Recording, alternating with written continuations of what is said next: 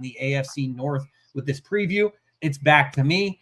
And here we go with the Cincinnati Bengals. They start out on the road in Cleveland against the Browns. I think that's a W for the Bengals. Then they host the Jaguars in week 2. That's another W. They play at the Vikings. I just mentioned it seems like I'm sleeping on the Vikings right now. Kaz and Keith are awake. I'm sleeping on the Vikings. I think that's another win for the Bengals. So they start the year 3-0. Then that brings the Bengals to Mile High playing in Denver against the Broncos on Monday Night Football. Back-to-back week game or back-to-back road games, having to play on a Monday night. I think this is where the Bengals' first loss comes in, and so that drops them to 3-1. Then they play at home against the Lions. I'm really high on the Lions this year. I think that's another loss for the Bengals. Then they play at the Packers. That's a win for Cincinnati. They play at home against the Steelers on Thursday Night Football in Week 7. That's a W for the Cincinnati Bengals. Then they host the Jets, another win. They host the Bears. That game will be tougher than it would have been last year, but I think that's another W for the Bengals. Then they have a Week 10 bye. They return in Week 11 to play at the Steelers in Pittsburgh.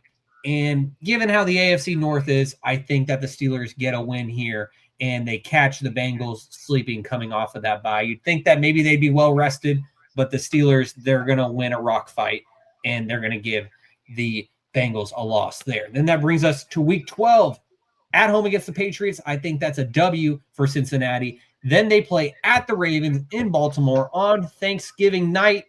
That's a loss for the Cincinnati Bengals.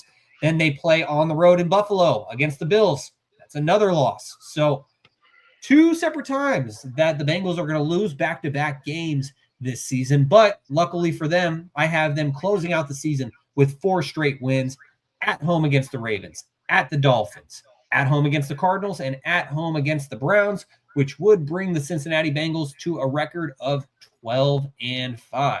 So now just to review what the Stats Over Politics AFC North preview was, I have the Cleveland Browns at 5-12.